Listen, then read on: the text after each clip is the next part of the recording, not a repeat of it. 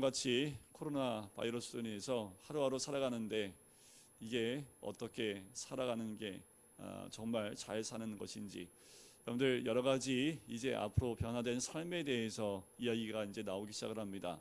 이제는 코로나 바이러스 이전의 삶으로 돌아갈 수 없다라는 것이 지배적입니다. 신앙생활뿐만 아니라 경제생활, 또 아이들의 공부하는 환경도 코로나 바이러스가 있기 전에 환경으로 돌아갈 수 없을 것이다 라고 얘기하는 것이 거의 90%입니다. 어떻게 살아가야 될까요?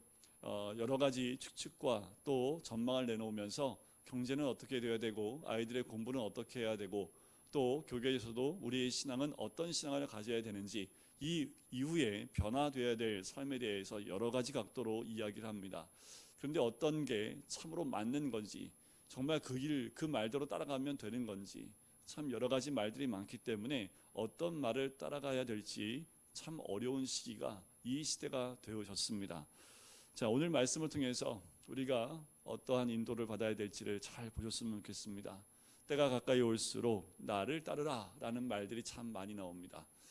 때가 가까이 오고 주님 오실 때가 가까이 올수록 주님을 따르는 것보다 나를 따르라는 말들을 많이 듣게 된다라는 거지요.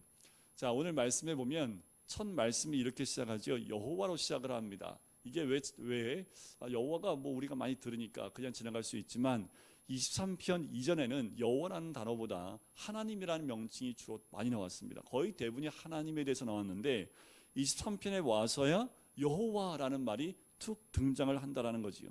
그렇다면 시편을 많이 적은 다윗이 특별히 23편에서 여호와를 얘기하는 데는 특별한 이유가 있겠지요. 이 여호와는 출애굽기 3장에 처음으로 등장합니다. 그 뜻이 뭐냐면 나는 스스로 있는 자. 여호와라는 그 말은요, 어떻게 보면 하나님의 이름보다는 하나님의 속성을 우리에게 알려주고 있는 단어가 여호와라는 그 의미입니다. 특별히 여호와라는 이름이 등장할 땐 언약적 개념을 기초로 해서 이 말이 등장을 해요. 자, 다윗이 23편에서 하나님을 여호와로 묘사한 것은요, 나와 하나님이 언약 관계에 있다라는 것을 이 여호와라는 단어 하나로 암시를 하고 있다라는 거예요. 자, 그 언약의 관계는 어떤 것이겠습니까? 이런 거예요. 하나님이 나를 택하시고 작정하셔서 인도하고 운영하고 통치하신다는 내용이 여호와라는 그 이름 안에 들어가 있는 거지요. 여호와는 이라는 그 말하에 주님은 나를 택하시고 인도하시고 통치하신다는 모든 내용을 다 포함하고 있다는 겁니다. 누가 하나님의 인도를 받을 수 있어요? 말씀 가운데 언약 백성입니다. 하나님은 언약 백성을 인도하고 있다. 또 하나님이 특별히 인도받는 백성들이 언약 백성이라고 말씀을 하지요. 자, 다윗이 시편 23편의 첫 부분에 여호와는 나의 목자시니라고 고백하면서 시작을 합니다. 우리가 이 현대 시대에는요, 이 고백이 그렇게 크게 이제 감동으로 다가온다든가, 어떻게 하나님한테 나의 목자라고 표현을 해? 이렇게 놀랄 만한 단어가 아니지만 다윗이 고백할 일대에는 하나님께 대하여 나의 목자라고 표현하는 것이 어마어마한 사람들의 생각을 이렇게 뒤집어 놓는 고백입니다. 어떻게 그 하나님, 말씀 한마디로 천지 만물을 창조하신 그 하나님, 지금 여기에 계시는 것이 아니라 저 하늘 보좌에 계시는 그 위대하시고 우리가 가까이 할 수 없고 그 하나님을 보면 죽을 수밖에 없는 그 하나님을 나의 하나님으로 어떻게 나의 목자라고 표현할 수 있냐라는 거지요. 자, 이런 고백을 할 수 있는 건 바로 다윗이 하나님을 어떻게 체험했다라는 것을 알 수 있습니까? 개인적인 체험의 차원에서 고백하고 있다라는 거예요. 나의라는 그 표현을 통해서 여호와는 나의, 바로 내 개인적인 체험을 통해서 만난 하나님이라는 것을 고백할 뿐만 아니라 목자라는 그 표현을 통해서도 나를 인도하시는 분이라는 고백이 나온다라는 거지요. 이것은 배우는 지식에 의해서 고백되어지는 것이 아니라 삶의 체험을 통해서 임하게 되는 고백이라는 겁니다. 여러분들 이런 삶의 체험의 고백이 우리 안에도 있기를 간절히 소원합니다. 이것은 주님과의 인격적인 만남이 있을 때 할 수 있는 고백이라는 거지요. 이런 만남에 기초한 고백이, 이런 고백이 나와야 된다라는 겁니다. 자, 목자라는 그 말, 그럼 목자의 반대말은 여기 성경 1절에 보니까 목자의 반대말이 뭘까요? 양입니다. 양. 그죠? 목자와 양 관계니까. 자, 우리 양 하면 어떤 느낌이세요? 순둥이 얘기할 때 희고 막 깨끗하고 순결하고 막 이런 사람을 얘기할 때 양 같다라고 표현할지 모르지만 이거 어불성설입니다. 이게 중동 사람들이 봤을 때는요, 욕하는 것 똑같아요. 우리 사람들 욕할 때 뭐 같다고 그래요? 독그 같다고 얘기하죠, 우리는. 근데 이 중동 사람들은요, 제일 상스러운 욕이요, 저 양 같아, 이게 제일 상스러운 욕이래요. 근데 우리는 보기에 너무 이제 성경적으로 양을 굉장히 깨끗한 동물로, 또 예수님이 어린 양이라는 표현을 했기 때문에 그래서 양을 굉장히 좋은 의미로 받아들일지 모르지만 중동 지방은 좀 상스러운 욕과 같은 표현이 양 같다라는 표현이라고 합니다. 자, 이 양은 우리가 잘 알고 있는 대로 지독한 근시입니다. 그래서 땅을 고개를요 들은 적이 없어요. 고개를 항상 땅을 받고 땅만 보고 다닙니다. 그리고 굉장히 먹는 것에 예민하고요, 매우 소심하고, 또 소심한 대신에 무지무지하게 고집이 셉니다. 제가 그런데 저 걸음이 또 많이 느려요. 그리고 좋은 목자는 양을 절대로 급하게 몰지 않는다고 얘기를 해요. 그래서 목자가요, 양을 몰 때는 굉장한 인내심이 필요한답니다. 마지막 놈이 올 때까지 끝까지 기다려주는 그 목자가 진짜 좋은 목자라고 이야기를 합니다. 이 양은요, 단단한 음식을 못 먹을 정도로 이가 굉장히 부실하다고 얘기를 해요. 이거 종합적으로 따지고 보면 양은요, 세 가지로 조금 정리해 볼 수 있는데, 양은 도와주지 않으면 혼자 존재할 수 없는 그런 양이고요, 두 번째는 어리석다라는 것의 대명사고, 세 번째는 방황하는 습관이 있다라는 겁니다. 근시다 보니까 길을 못 찾아요. 그래서 길 한번 잃어버리면 맨날 방황하는, 그래서 꼭 반드시 목자가 있어야 되는, 목자가 필요한 짐승이 양입니다. 마지막으로는 양은 불순종의 선수로 나옵니다. 고집이 무지 세대요. 그래서 이사야 53장에 보면 우리는 다 뭐 같아서? 양 같아서 그릇 행하여 각기 제 길로 갔거늘 이라고 말할 정도로 굉장히 불순종의 선수로 등장을 하지요. 꼭 우리의 모습을, 우리 속에 있는 보이지 않는 약함을 그려낸 듯한 것이 이 양입니다. 다윗은 여호와는 나의 목자시니 내게 부족함이 없다라고 얘기를 하지요. 자, 부족함이 뭘까라는 거예요. 자, 우리가 부족함을 얘기할 때 그 부족함은 물량적이고 물질적인 것으로 우리가 대하기 쉬운데, 다윗하면 왕이기 때문에 뭐 부족함이 없는 사람이었겠지요. 그런데 성경에 부족하다, 넘치다라는 그 말을 할 때는요, 물질적인 것을 가지고 기록한 적이 없습니다. 자, 부족함이 없다는 건요, 우리가 생각하는 개념과 좀 차원이 다르다라는 거지요. 자, 부족함이 없다라는 말이 나왔던 또 다른 시편이 있습니다. 시편 34편인데요. 그 34편의 기록 배경이 뭐냐면, 다윗이 사울 왕에게 죽을 것 같으니까 도망쳐서 어디로 도망치냐 하면 가드 왕 아기스 앞으로 도망칩니다. 블레셋 도망치죠. 그때 아기스 옆에 있는 대관들이 저 다윗 죽여야 됩니다 하고 얘기했을 때 다윗이 어떻게 했어요? 미친 척합니다. 수염에 침을 질질 흐르고 문설주에다가 막 머리를 긁으면서 그렇게 미친 척을 해요. 그래서 간신히 살아나와서 쓴 시편이 34편입니다. 거기에 10절에 보면 이런 고백이 나와요. 젊은 사자는 궁핍하여 줄일지라도 여호와를 찾는 자는 모든 좋은 것에 부족함이 없으리로다. 지금 미친 채다 간신히 살아나온 다윗이 뭐라고 고백하여? 여호와를 찾는 자는 모든 좋은 것에 부족함이 없다라고 이야기를 하는 겁니다. 그럼 부족함이 없다라는 게 뭘까요? 그것은 하나님의 임재를 이야기하고 있는 겁니다. 지속한 고난의 터널을 지나가면서도 부족함이 없다라고 고백하는 것은 그 고난 가운데 함께 하시는 하나님의 임재가 있음을 네가 깨닫고 인생 가운데 고백하고 있는 시편이 시편 34편의 말씀이라는 거지요. 좀 전에 우리 찬양할 때 주는 나를 기르시는 목자여 찬양할 때 앞에 그 악보 나온 거 그림에 보니까 푸른 풀밭이 쫙 있었지요. 풀밭에 뭐가 있었어요? 양들이 쭉 있었지요. 그 모습은 어디에 가면 그 모습이 있을까요? 스위스나 뭐 이런 데 가면 쭉 벌판에 푸른 풀밭이 쫙 있고 양들이 뛰어다니면서 지 먹고 싶을 대로 마음대로 먹고, 이게 이제 우리가 생각하는 푸른 풀밭입니다. 그런데 팔레스타인은요 그런 풀밭이 없습니다. 팔레스타인은 가장 대표적으로 풀밭이 아니라 광야로 황량한 거친 곳으로 메마르고 건조한 것으로 굉장히 유명한 땅입니다. 이러한 환경에서 양들에게 목자의 존재는 굉장히 절대적이지요. 이스라엘 민족이 양과 목자의 관계를 어떻게 이해하냐면, 이스라엘 민족이 애굽에서 나와서 가나안에 들어올 때까지 몇 년을 광야에서 생활을 해요? 40년을 생활을 합니다. 자, 여러분들 이런 거 보세요. 환경이 적당히 어려우면 열심히 노력하면 살 수 있습니다. 적당히 어려우면. 그런데 정말 적당히 어려운 게 아니라요, 너무 어려워서 살 방법도 없고요, 너무나 위험하고요, 인간적인 어떤 노력에도 전혀 살 수 없는 데가 광야입니다. 그러니까 뭐예요? 살아갈 방법이 전혀 없는 곳, 하나님만 완전히 의존할 수밖에 없는 것이 이 광야라는 것이에요. 너무 뜨겁기 때문에 샘이 다 말라버린 땅입니다. 마실 물도 없고요, 먹을 음식도 없는 광야입니다. 하나님이 음식 주지 않으면 먹을 수가 있는 것이 하나도 없는 것이 이 광야예요. 하나님의 보호와 공급하심과 인도하심이 없으면, 그것을 의지하지 않으면 단 하루도 살 수 없는 것이 그 땅입니다. 그 땅에서 몇 년 동안 살았다고요? 40년 동안이요. 그 40년 동안 이스라엘 민족은 무엇을 경험했을까요? 하나님 의지하는 법을 배운 겁니다.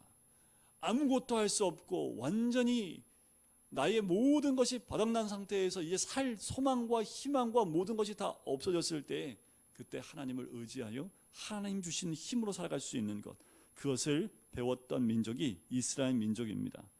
하나님만 간절히 의지하며 다른 어떤 것도 의지하지 않는 태도를 말하는 것, 그것을 의미하는 거지요.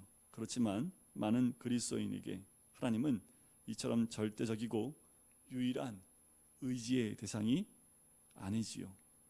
양에게는 목자 한 분밖에 없어야 합니다. 목자가 여럿을 두고 살려는 것이 어쩌면 우리의 문제이지요. 하나님만 믿어야 되는데 하나님도 믿고요, 가진 돈도 좀 믿고요, 주위에 좀 힘 있는 사람도 좀 믿고요, 자신의 능력과 경험도 좀 믿고요, 믿는 구석이 이것저것 많아요. 그러니까 내가 따라갈 의지할 것들이 많아요. 그러니까 어떻게 해요? 내게 부족함이 없으리로다 하는 체험을 할 수 없는 거지.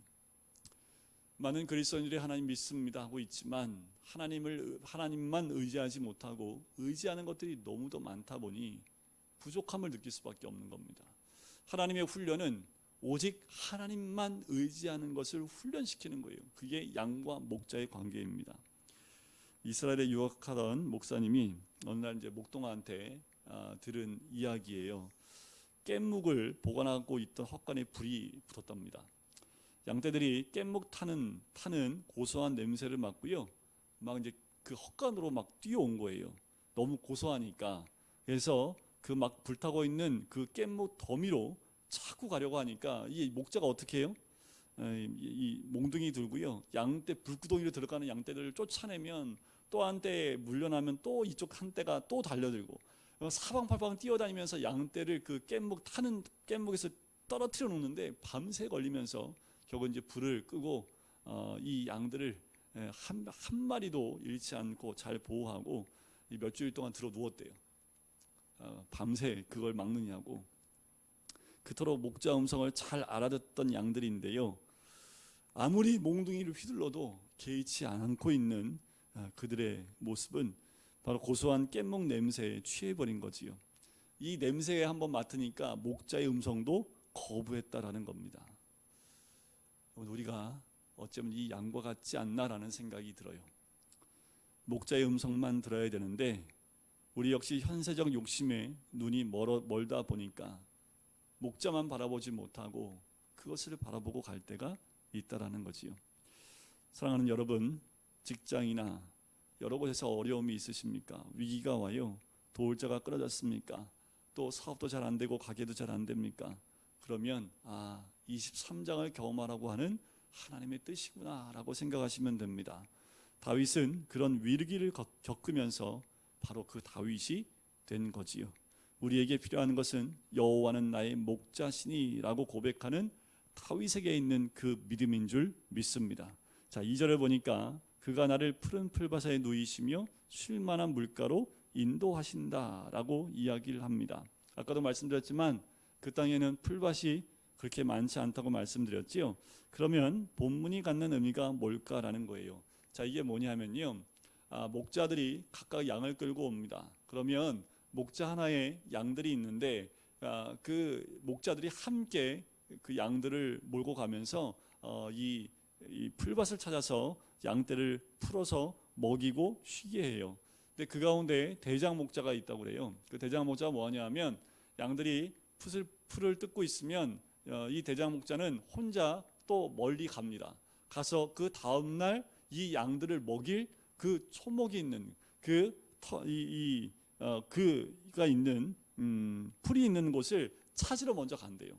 찾아서 발견하면 다시 그 양떼 있는 곳으로 돌아온답니다. 그리고 그 다음 날 그 양떼를 데리고 어제 봤던 그 풀밭이 있는 곳으로 양떼를 인도한다라는 거지요. 그래서 이 목자는 뭐예요? 내일을 완벽하게 준비하고 계획을 하는 거지요. 여러분들 마태복음 보면 예수님이 이런 말씀하시지요. 무엇을 먹을까, 무엇을 입을까 염려하지 말라. 이는 이방인이 구하는 것이라. 이방인은 곧 누구를 의미합니까? 하나님을 아버지로 두지 않은 사람입니다. 그러므로 내일 일은 내일 염려할 것이요 한날 괴로움은 그날에 족하다라고 얘기를 하지요. 자, 내일을 염려하지 말라라고 한다는 말은 뭡니까? 내일은 누가 준비하는 거예요? 양이 준비해요? 목자가 준비해요? 목자가 준비하는 것이 내일 준비하는 겁니다. 내일은 내 날이 아니에요. 그 내일은 누가 준비하는 날이에요? 목자가 준비하는 날이라는 거예요. 히브리 사람들한테는요, 오늘이라는 말과 내일이라는 말이 동의어로 쓰입니다. 그래서 주기도문에 오늘날 우리에게 일용할 양식을 주시옵고 라는 그 말은요, 내일의 양식을 의미하기도 한대요. 그런데 내일의 양식은 누가 준비한다고요? 목자가요. 목자가 준비하는 그 몫이라는 거지요. 푸른 풀밭이라는 단순한 묘사에는 하나님이 준비하시고 배려에 대한 약속들이 들어있는 겁니다. 여러분, 지금 우리가 근심하는 게 뭡니까? 취업 아니면 먹고 사는 거, 무엇이 우리를 그렇게 근심하게 합니까? 10년 후 일까지도 아주 성실하게 끌어안고 고민하고 머리를 쥐어짜면서 고민하고 있는 게 우리들 아닙니까? 10년 후까지 우리가 걱정을 해요. 내년 5년, 10년까지, 어떤 분은 30년, 50년 후까지 걱정을 합니다. 푸른 풀밭은 목자의 책임이고 목자의 몫입니다. 모든 염려를 목자 되신 예수님에게 내려놓은 순종이 있기를, 또 그로 인하여 자유로웠기를 주님의 이름으로 간절히 축원드립니다. 쉴만한 물가, 그것을 인도한다고 했는데, 자, 쉴만한 물가라는 것은요, 움직이지 않는 물, 그것을 의미합니다. 자, 물이 어떻게 움직이지 않을까요? 자, 양들은요, 얼마나 소심한지요, 물이 쫄쫄쫄쫄 흐르는 그 흐르는 물도요, 무서워서 물을 가까이 가지 못합니다. 그러면 이 목자가 이 양에게 물을 어떻게 주냐 하냐면 세 가지 방법이 됩니다. 아침에 일어나면 이슬을 맺히죠. 그 이슬을 먹이든지, 아니면 평소에 다니던 우물가에서 먹이든지, 아니면 마지막은 뭐냐면 흐르는 시냇물을요, 뚝을 쌓아요. 그래서 물이 안 흐르도록 이렇게 크게 물의 웅덩이를 만듭니다. 그래도 양이 안 먹어요. 그래서 우물물을 그렇게 웅덩이 만든 물을 이 목자가 직접 먹는 신용을 해야지 그때 가야 이 양들이 먹기 시작을 한답니다. 다시 말하지만 쉴만한 물가는 움직이지 않는 물을 이야기하는 거지요. 이 간단한 한 구절에도 양떼를 세심하게 배려하고 온전하게 준비하는 마음이 드러나는 거예요. 이것이 언약을 맺은 백성에게 약속되는 하나님의 사랑입니다. 우리가 그처럼 근심하고 걱정하기 때문에 우리 하나님이 직접 만들어 주시는 그 은혜가 있다라는 거지요. 한 목사님이요, 딸이 둘이 있는데 어떻게 여건이 돼서 세계를 한번 경험시켜 주고 싶어서 중학생 때 큰 딸은 독일에 한번 보내고 둘째 딸은 중학생 때 미국에 한번 보냈대요. 같이 갈 수도 있었는데 일부러 같이 가지 않으셨답니다. 그래도 좀 걱정이 되니까 프랑크푸르트에 그 공항에 가는데 거기에 계시는 사역하는 목사님한테 공항에 대한 그림을 아주 자세하게 그려서 받았대요. 그래서 출구부터 시작해서 어떻게 형성되어 있는지 그림을 다 받아서, 자, 여기 가면 이렇게 하면 다 설명해 줬답니다. 근데 이제 첫째 딸이 프랑크푸르트의 공항에 딱 갔대요.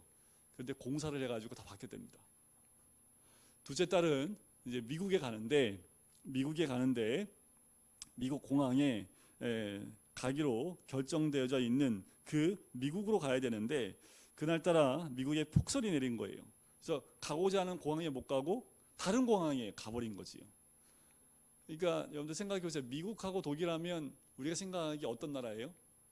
좋겠다. 너무 좋겠다. 근데 두 딸한테는 어떤 곳이었을까요? 푸른 풀밭이었을까요? 아니면 위험천만한 곳이었을까요?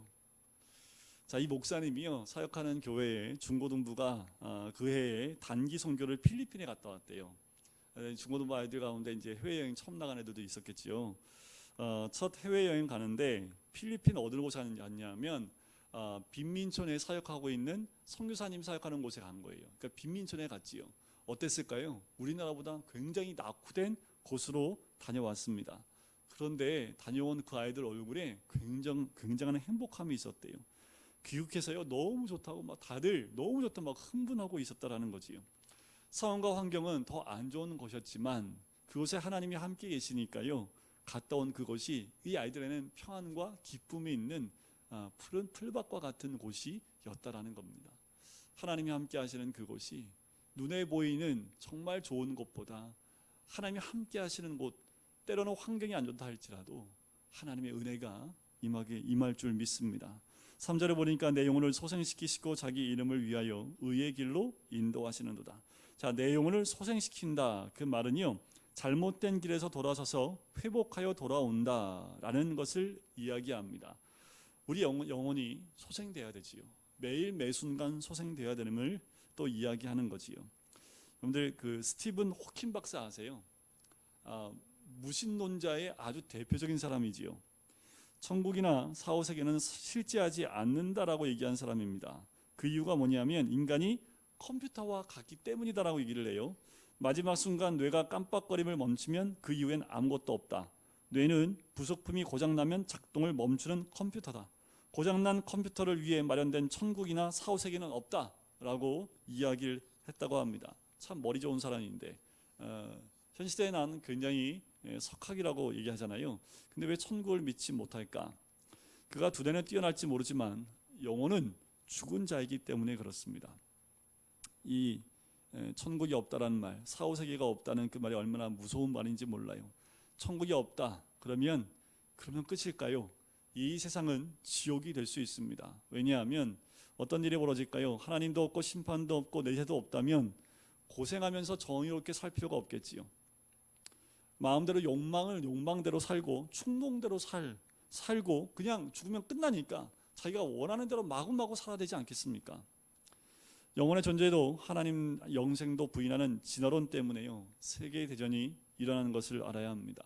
나치주의, 공산주의가 다 진화론에서 나온 것들이지요.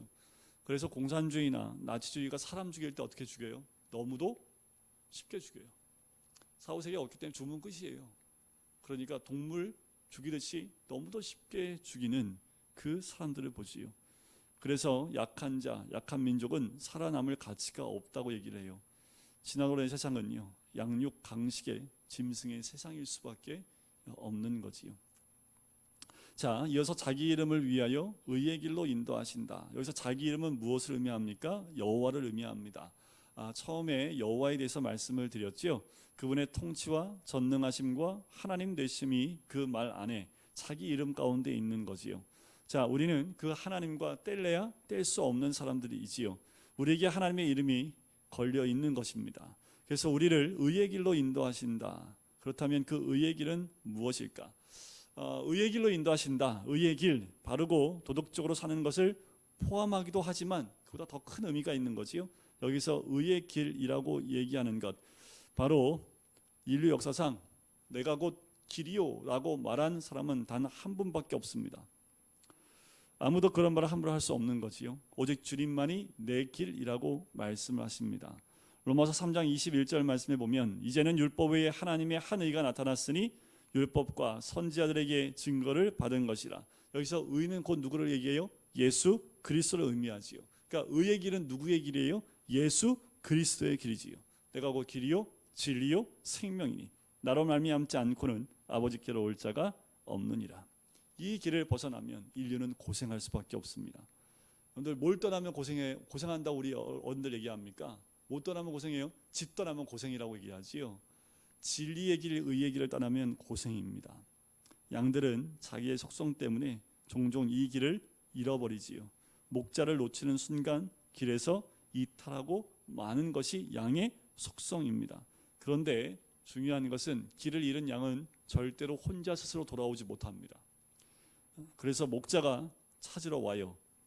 밤이 늦도록 찾아서 데리고 옵니다. 여러분들 잃어버린 양을 찾아오는 목자의 모습을 한번 여러분들 그림에서 봤을 텐데, 목자가 양을 찾아서 돌아올 때 몽둥이로 때리면서 데리고 오던가요? 아니면 목에다 메고 오던가요? 목에다 매서 양을 데리고 오는 모습이 있지요. 목자의 마음 가운데는 그렇게 도망간 지도 말도 안 되는 양이지만 그 마음에는 지친 양을 위하는 하나님의 마음이 그 목자에게 있다라는 겁니다. 그분이 의의 길이 되신 우리의 목자가 되시는 거지요. 그분이 우리를 찾아와서 인도하신다라는 겁니다.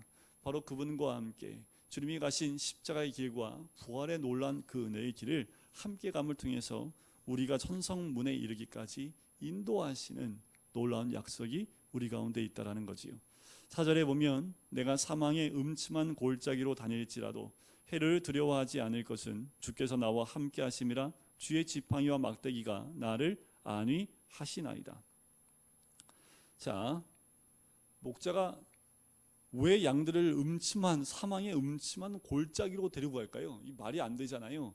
그런데 아까도 말씀드렸지만 그 지방은요, 그 지역을 알면 이것이 무슨 말인지 알 수 있습니다. 자, 팔레스타인에서 양을 치는 시기가 총 2번이 있습니다. 첫 번째 시기는 겨울에서 봄까지인데 이때는 멀리 안 나가요. 겨울이기 때문에. 두 번째 시기는 봄부터 가을까지인데 이때는 목동들이 함께 멀리까지 갑니다. 가을에 돌아올 때까지 가요. 그러니까 그 길을 가다 보면 험난한 골짜기를 지나갈 때도 있겠지요. 그렇게 골짜기를 왔다 갔다 하고서 아주 좋은 그 풀들을 먹으면서 이게 이제 반년이 지나면 그 양들이 많이 커지고 많이 성숙하여 돌아오는 것을 보게 돼요. 자, 여기서 사망의 음침한 골짜기는 어두운 골짜기란 뜻입니다. 이런 골짜기를 지나야 평지에서 만날 수 있는 아주 양질의 그 풀을 만나게 되기 때문에 그래요. 그리고 골짜기를 지날 때 특별히 목자의 눈이요 더 번뜩인다고 그래요. 그 어둠의 골짜기를 지날 때 맹수가 덮칠 수도 있고 독사가 물 수도 있기 때문에 그 어느 때보다 이 목자가 양들을 아주 세심하게 바라보고 한 마리의 양도 그 눈에서 놓치지 않으려고 눈을 부릅뜬다고 얘기를 합니다. 그러니까 어둠의 골짜기를 지날 때가 언제예요? 목자와 더 가까워지는 때가 이 어둠의 골짜기입니다. 우리의 시간들도 돌이켜보시면 그렇지 않던가요? 어둠의 골짜기를 지나갈 때 더 하나님의 임재가 더 크게 임했다는 것을 우리가 기억을 하는 거지요.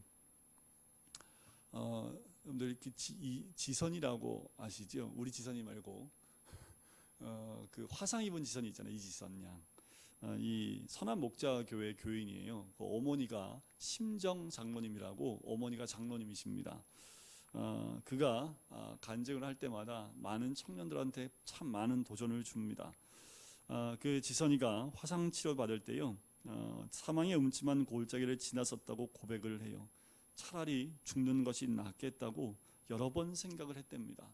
그때 그 어머니 장로님이 그렇게 얘기를 했대요. 하루에 한 가지만 감사 기도의 제목을 적어보자 라고 이야기를 했답니다. 그래서 그때부터 하루에 한 가지씩만 감사의 기도 제목을 올렸대요.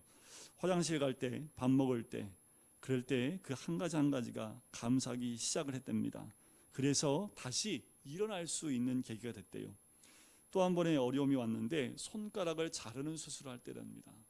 다 타가지고 손가락을 놔둘 수 없어서 잘라야 되는 수술을 할 때 엉엉 울었대요.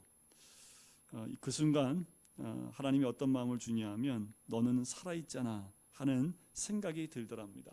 그 생각에 감사하고 다시 회복을 했대요. 그리고 어느 날 교회 가서 기도하는데 주님께 이런 기도를 했답니다. 주님, 왜 나를 살려주셨나요? 나를 향한 계획이 무엇입니까? 라는 기도를 했는데 아무런 응답이 없더래요.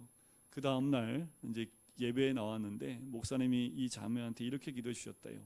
사랑하는 딸아, 하면서 기도해 주시는데 그것이 마치 주님의 음성처럼 들리더래요. 뭐라고 기도해 주시냐 하면 내가 너를 다시 세상 가운데 다시 세울 것이고 병들고 약한 자에게 희망이 되게 하리라 라는 이 엄청난 기도를 받고 난 다음에 그 다음에 제일 먼저 했던 게 뭐냐면 거울 속에 있는 자신을 보기 시작했답니다. 이 기도를 받자마자 제일 먼저 자기는 거울을 보기 싫었는데 그 집에 들어가 제일 먼저 거울을 보면서 자기의 얼굴을 보며 낯선 화상으로 질그러진 자신의 모습을 보면서 안녕 하면서 인사를 하기 시작했답니다. 그것뿐만 아니라 일본에 가서 수술 받을 때도 너무 힘들어서요. 또 이렇게 기도했대요. 하나님은 한국에만 있고 일본에 안 계신가 봐요 하면서 기도를 했답니다. 너무 힘드니까. 그런데 하나님이 창문 밖에 파란 하늘에 창문 틀이 십자가로 돼 있잖아요. 그 십자가 상틀을 보면서 아, 주님이 여기도 함께 계신다라는 믿음이 생기기 시작했고 그때 주님의 음성이 들리더랍니다. 나는 다 알고 있다 라는 그 음성을 들려주셨다고 해요. 힘들고 어려울 때 더 하나님이 가까이 계시는 것을 이 자매는 체험을 했고요. 또 이 자매는 그 영향력이 굉장히 커서 지금 박사학위까지 받았고요. 그래서 많은 사역들을 지금도 감당하고 있습니다. 사망의 음침한 골짜기에 다닐지라도 해를 두려워하지 않을 것. 여러분들 해가 없어진다고 하지 않고요. 두려워하지 않는다라고 얘기해요. 해를 두려워하지 않는다는 것은 주님이 나와 함께 하신다라는 거지요. 주의 지팡이와 막대기가 나를 안위하시기 때문이다 라는 겁니다. 5절을 보시면 주께서 내 원수의 목전에서 내게 상을 치러주시고 차려주시고 기름을 내 머리에 부으셨으니 내 잔이 넘치나이다. 여러분들 내 원수가 누굽니까? 근데 원수가 누구세요? 우리 주님이 원수 목전에서 상을 차려주신대잖아요. 자, 양들한테 원수는 뭘까요? 이런 거겠지요. 추위, 맹수, 어둠, 곤충, 독사 이런 것들이 다 이 원수가 되겠지요. 그런데 이 양들이 집에 돌아올 즈음 되면 이런 것들의 상처가 많기 때문에 기름을 내 머리에 부으시는 것, 그건 무엇을 의미하냐 하면 상처에 기름을 부어서 회복시킨다는 그 의미가 있다고 그래요. 상을 베푼다는 것은 무엇입니까? 상을 차려준다는 것은 함께 식탁의 공동체로 가족으로 인정해 준다라는 것을 의미하는 것이지요. 자, 그러면서 우리한테 이제 하나님의 가족이 됐음을, 그 원수들로 인하여 만신창이가 됐지만 하나님과 함께 가족이 됐음을, 또 기름 부심으로 회복되어짐을 우리에게 말씀해 주고 있는 겁니다. 그러면 어떻게 해요? 맨 마지막 5절 끝에 내 잔이 어떻게 해요? 넘치나이다. 인생의 결말을 우리 하나님이 어떻게 결정 내려주셨어요? 넘치게 하신다라는 겁니다. 우리 주님은 오병이어 사건 가운데에도 먹을 것이 하나 없는데 오병이어로 넘치게 주시고 12바구니를 남긴 것을 우리가 알고 있습니다. 탕진하고 돌아온 그 아들을 위해서 많은 것들을 준비하는 그 아버지의 모습이기도 하지요. 우리 마지막 6절을 같이 한번 읽어볼까요? 6절입니다. 시작. 내 평생의 선하심과 인자하심이 반드시 나를 따르리니 내가 여호와의 집에 영원히 살리로다. 선하심이란 말은요, 히브리 말로 토브라는 말을 씁니다. 이 토브라는 말은 주로 누가 썼던 말이냐면 하나님께 대해서, 하나님만이 쓰시는 단어가 이 토브입니다. 하나님이 천지를 창조하시고 보시기에 아름답다 했을 때 이 토브라는 단어를 씁니다. 완전한 아름다움을 이야기하는 거지요. 바로 5절에 말하는 넘치는 잔을 의미하는 거지요. 선하심입니다. 토브는 우리의 인생을 향한 하나님의 계획이 그렇게 완전하고 아름답다라고 이야기하고 싶은 거예요. 상상할 수 없는 완전한 아름다움으로 우리 각자에 향하신 하나님의 계획이 있다라는 겁니다. 그것이 선하심이고 인자하심입니다. 그것이 반드시 나를 따른다라는 거지요. 내 평생에요. 하나님은 그렇게 우리를 인도하신다라는 겁니다. 그러면 내가 여호와의 집에 영원히 살리로다. 거기까지 인도하실 것을 완전하게 확인시켜 주고 있는 거지요. 현재의 삶이 힘들고 어렵고 캄캄하게 보이지 않을 그때에 하나님을 의지하는 그 순간 우리는 결국 6절 끝에 여호와의 집에 영원히 사는 것 같은 그곳으로 우리를 인도해 주신다는 거지요. 우리 안에 이 다윗의 고백처럼 짧은 1절부터 6절까지의 말씀이지만 그 안에 묻어있는 하나님의 사랑과 그 은혜, 그 고통 가운데도 우리를 인도하시는 놀라운 축복이 있는 귀한 말씀입니다.